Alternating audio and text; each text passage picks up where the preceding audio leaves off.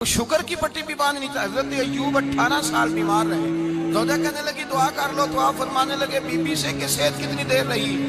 उसने कहा 60 साल। तो आप फरमाने लगे जरा बीमारी को भी 60 साल गुजर लेने दो, फिर दुआ भी कर लो।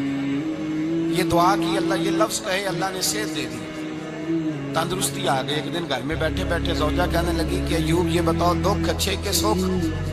आप फरमाने लगे सारे दिन ही अल्लाह के हैं, पर दुख बड़े अच्छे थे। मुझसे पूछो तो दुख बड़े अच्छे थे। का किस तरह? हजरत अय्यूब फरमाने लगे जब मैं बीमार था तो 24 घंटे में एक दफा मेरा रब मेरा हाल पूछा करता था। एक दफा मेरा अल्लाह पूछता था अय्यूब तेरा हाल क्या है? फरमाते हैं 12 घंटे तो लज्जत ही रहती थी कि मेरे रब ने मेरा हाल पूछ लिया, और अगले 12 घंटे में इंतजार करता था मालिक हाल दोबारा कब पूछेगा। फरमाने लगे अब सेहत तो हो गई है, पर अब मेरा रब मेरा हाल तो नहीं ना पूछता। भाई मुश्किलात जो होती हैं वो तो तुझे सजा देती हैं, सवार देती हैं। तुझे याद आता है कोई अपना, जब तुझे दर्द होती है ना, तकलीफ होती है, फिर तेरा दिल करता है कोई कंधा मिले जहां मैं सर रख के रूं। फिर इसीलिए तो किसी दरवेश से किसी ने पूछा था अपना कौन होता है? तो कहा जो तुझे दुख के वक्त याद आए वो तेरा अपना है। जो तुझे ऐन आजमाइश के वक्त याद आए और तुझे उसका नंबर फौरन तेरे मोबाइल पे चलने लगे, वो तेरा अपना संजन है, जिसको तू दुख के वक्त याद कर। तो भाई मुश्किलात के बाद जो अल्लाह आसानी देता है, हजरत इब्राहिम को आग में भी फेंका गया, हजरत इब्राहिम अलैहिस्सलाम को सताया भी गया, निकाला भी गया, लेकिन जब इन मुश्किलात से गुजरे तो मेरा रब फरमाता है वैसी बतला इब्राहिम रब्बुहु बिकलिमातिन फअतम्महुन्ना काला इन्नी जाइलुका लिन्नासि इमामा। कहा जब इब्राहिम पूरे उतरे तो फिर हमने उन्हें इमाम बना दिया। या अल्लाह किस तरह की इमामत दी? फरमाया मैंने इतनी आला शान अता की है कि अपने लाडले रसूल को जनाब इब्राहिम की नस्ल में पैदा फरमा दिया है। मैंने मुस्तफा को उनकी नस्ल में पैदा कर दिया, क़यामत तक के लिए उनका वकार बढ़ा दिया। अल्लाहुम्मा सल्ली अला मुहम्मदिन व अला आले मुहम्मद कमा सल्लैता अला इब्राहीम व अला आले इब्राहीम। उनकी अजमत बढ़ा दी, इसलिए कि जब वो आजमाइश से गुजर करके आए फिर जो आसानी दी। मेरे नबी पाक सल्लल्लाहु अलैहि वसल्लम ने दीन इब्राहिमी की बहुत सारी चीजों को रखा, कहा मैं मिल्लत इब्राहिमी पे हूँ। जब कोई मुश्किलात को अबूर करके आता है, जब कोई तकलीफें सह करके आता है, उसके लिए जो अजर होता है, उसके लिए जो फिर अल्लाह कितनी जरा बड़ी तवज्जो कीजिएगा। लोग समझते हैं फला आदमी मुश्किल में है तो शायद मुश्किल में ही रहेगा, फला आजमाइश में है तो शायद आज मेरा अल्लाह फरमाता है एक मुश्किल दे के मैं 2 आसानियां भी दूंगा। तो मुश्किल देख रहे हो, मुश्किल ना देखो, वो जो इसको बाद में आसानी आने वाली है, और डबल जो मैं इस पर नेमत करने वाला हूं उसको देखो। हजरत यूसुफ को भाइयों ने कुएं में डाल दिया था, और जब कुएं से निकले तो मिस्र के बाजारों में बिके, और फिर जुलेखा ने इल्जाम लगाया तो हालात बिगड़ गए। हजरत यूसुफ को जेल जाना पड़ा। कितनी कठिन जिंदगी थी, लेकिन मेरे मालिक को कुछ और ही मंजूर था। कुएं में गिरने वाले, बाजार में बिकने वाले, जेल में जाने वाले, इल्जाम लेने वाले जनाब यूसुफ को रब करीम ने उसी मिस्र का बादशाह बना दिया। अल्लाह पाक ने उसी मिस्र का हुक्मरान बना दिया। यारी तेरी सोना पर अजमैशा तेरियां अग, ये सोना परखिया जावंदा ही पहलो नाल अग्गां दे लग। इसके लिए थोड़ा सा जतन करना पड़ता, थोड़े कठिन हालात से गुजरना पड़ता, थोड़ी आजमाइशों का रूप देखना पड़ता। हम चाहते हैं कि हमें छेड़े कोई ना कोई तकलीफ ना आए, कोई आजमाइश। ये हो नहीं सकता मेरे भाई, नामी कोई बगैर मुशक्कत नहीं हुआ। 100 बार जब अकीक कटा तब जाकर नगी हुआ। हम चाहते हैं कि हमें कुछ भी दिक्कत ना आए, मुश्किलात ना आए, और मुश्किलात तो इंसान को संवारती हैं भाई, वो तो निखारती हैं। कभी पूछा करो जाकर के किसी गंदम के दाने से कि तू कहां से होके आया है, कहां से निकल के आया है, तो वो बतलाएगा कि बड़े मुश्किल मराहल से गुजरा हूं, और फिर अल्लाह ने मुझे ताकत दी है कि मैं इंसान के वजूद का हिस्सा बनाऊं। तो भाई कठिन मराहल, आजमाइशें, तकलीफें, ये इंसान को बड़ा इंसान बना देती, ये उसके लिए तरक्कियों का पेश खैमा होती। हमारे जवान परेशान हो जाते हैं, औरतें खास करके इस बात पे तवज्जो करें, वो बड़ी जल्दी गम ले जाती हैं। वो कहती हैं जाने मेरा कुछ होगा ही नहीं, जाने मेरा कुछ हो ही नहीं सकता। मेरे भाई दर्जनों और बीसियों लोग ऐसे हैं जिनकी औलादें नहीं थी, लेकिन नाम उनका उनसे भी ज्यादा है जो बड़े बड़े साहिब औलाद। حضرت خواجہ معین الدین اجمیری کو جانتے ہیں آپ لوگ؟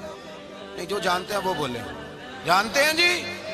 لو جی، کافی سارے جانتے ہیں، تھوڑے جی رہ گئے نا بابا۔ جانتے ہیں نا خواجہ صاحب کو؟ ان کے کسی بیٹے کو جانتے ہوں؟ نہیں جانتے، نہیں جانتے، نہیں جانتے آپ ان کے بیٹے کو۔ حضرت خواجہ معین الدین اجمیری رحمت اللہ تعالیٰ علیہ کے بیٹے کو نہیں جانتے، لیکن ویسے آپ ہندوستان میں کسی آدمی کو چھیڑ کے دیکھیں، وہ کہے گا میں خواجہ صاحب کا روحانی بیٹا ہوں، میں اولاد۔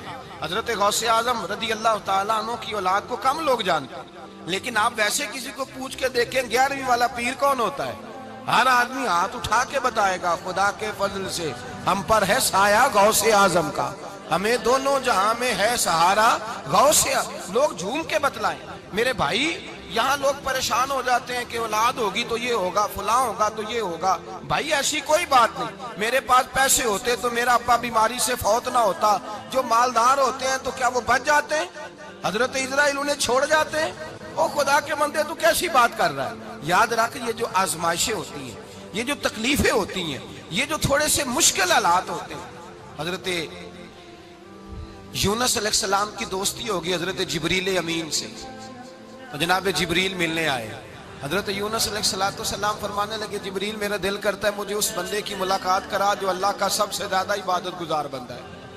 حضرت جبریل امین لے گئے دور دور فلسطین کے علاقے میں، اور لے جا کر ایک بندے سے ملاقات کرائی جس کی دونوں آنکھیں بھی کوئی نہیں تھی، دونوں بازو بھی کوئی نہیں تھی، دونوں پیر بھی کوئی نہیں تھی، اور اس بندے کی زبان پر لفظ بڑا کیا جاری تھے، یا اللہ تیرا شکر ہے، یا اللہ تیرا، بول کے کہیے، یا اللہ تیرا، اے اللہ تیرا شکر ہے۔ شکر شکر کر رہا تھا۔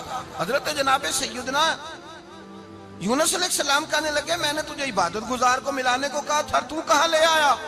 حضرت جبریل کہنے لگے یا یونس، یہ ہر چیز جانے کے باوجود اپنے رب کی رضا پہ راضی ہے۔ اس وقت دنیا میں نبیوں کے بعد جس سے اللہ سب سے زیادہ پیار کر رہا ہے وہ یہی بندہ ہے، یہ اپنے رب کی رضا پہ راضی ہے۔ اے تن میرا کنگی ہووے تے میں زلف سجن دی واواں، تے پوش میرے دی جتی بن جائے تے میں یار دی قدمی آواں، مارو مارو مینو مار مکاؤ کوئی عذر نہ پیش لے آواں، تے جے سونا ہی میرے دکھ وچ راضی، جے سونا ہی میرے دکھ وچ راضی، جے سونا ہی میرے دکھ وچ راضی، تے میں سکھ نو چلے ڈاواں۔ مانا کہ جب اس حال میں راضی ہے تو بس ٹھیک ہو گیا، ٹھیک ہو گیا۔ وصل اچھا ہے نہ فراق اچھا ہے، بس جس حال میں محبوب رکھے وہی حال اچھا ہے۔ بس جس حال میں انہوں نے رکھا بات ٹھیک ہو گئی۔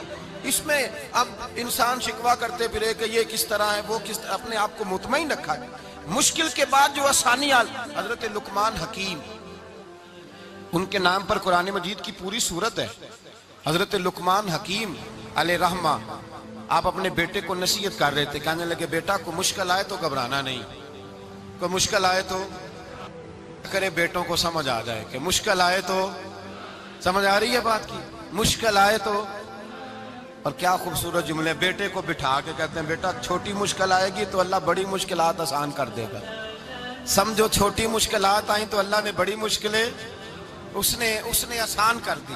اور آپ کو بتاؤں اصل انسان ہوتا ہی وہ ہے جو مشکلوں میں جینے کا ڈھب سیکھ جاتا ہے، وہ بن جاتا ہے جو کرب کے حالات میں جینے کا سلیقہ سیکھ جائے۔ اپنے بچوں کو یہ سمجھانا، حضرت لقمان بیٹے مشکل آئے تو گھبرانا نہیں، بڑی کو ٹال دیتی ہے، وہ نیکی کا اور آسانی کا پیش خیمہ ہوتی ہے۔ اللہ اس کے بعد آسانی سمجھا رہے ہیں۔ کچھ دنوں کے بعد کہنے لگے آؤ فلاں اللہ کے نبی کی ملاقات کو چلیں، فلاں نبی علیہ السلام سے ملنے چلتے ہیں۔ اس زمانے میں جو نبی تھے ان سے ملنے چلے گئے۔ بیٹے کو بات یاد تھی، گھوڑے پہ بیٹھے، امام ابن جوزی نے اس کو لکھا ہے، گھوڑے پہ بیٹھے تھے دونوں کے پاس گھوڑے تھے۔ اب رستہ بہت زیادہ تھا، کھانا ساتھ لے لیا، پانی ساتھ لے لیا، رستہ لمبا تھا، صحرا کا علاقہ تھا۔ جب جانے لگے تو اتنی سخت گرمی ہوئی کہ گھوڑے بھی بے ہوش ہونے لگے۔ اچانک ایسی گرم لو چلی کہ گھوڑے بھی، اب دونوں باپ بیٹا جو تھے وہ بڑی جوش میں تھے کہ جانا ہی جانا ہے، گھوڑے سے اتر کر کے پیدل چلنے لگے۔ اب پیدل چلتے چلتے ذرا آگے گئے تو گرمی میں جتنا بندہ پیدل چلتا ہے اتنا پیاس بھی زیادہ لگتی ہے، تو پانی پیتے رہے، کھانا کھاتے رہے، کھانا پانی بھی ختم ہو گیا۔